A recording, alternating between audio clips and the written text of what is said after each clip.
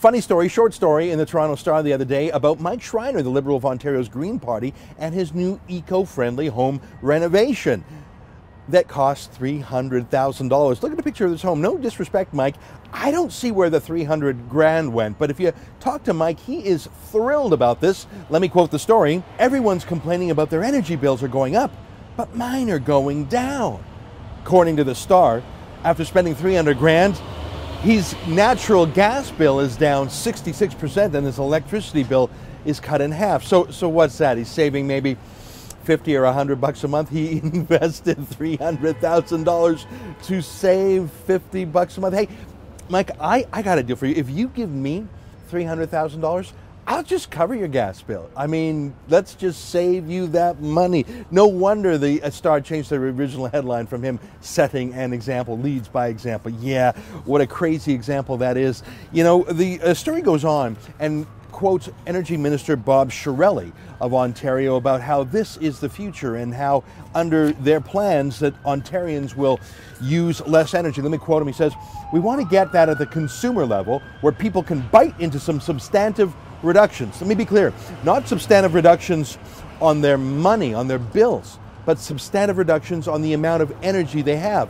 Bob Chiarelli wants Ontarians to live smaller, to have a smaller home, smaller bills, use less energy, just sort of walk backwards against the Industrial Revolution. You know, for hundreds of years, the promise of life has been you will live better than your parents, your kids will live better than you as things become more prosperous, more plentiful, cleaner. That has been the dream.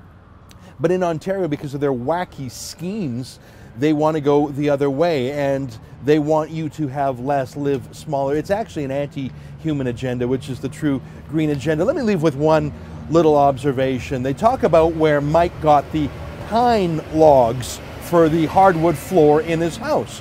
And they didn't get it from a regular forest. They didn't, you know, forests are renewable. You chop down a tree, you plant two, it goes on for perpetuity. That's called recycling or renewing. But they didn't do that. They dove to the bottom of some river and recovered some snobby salvaged wood logs or something like that.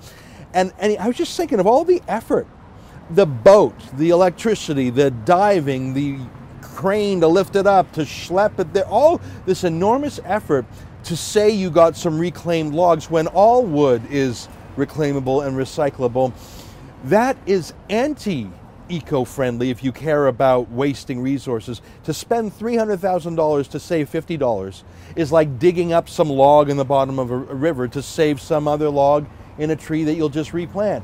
This is insanity, which is why it's the perfect story for what green living will look like. For TheRebel.media, I'm Ezra Levant.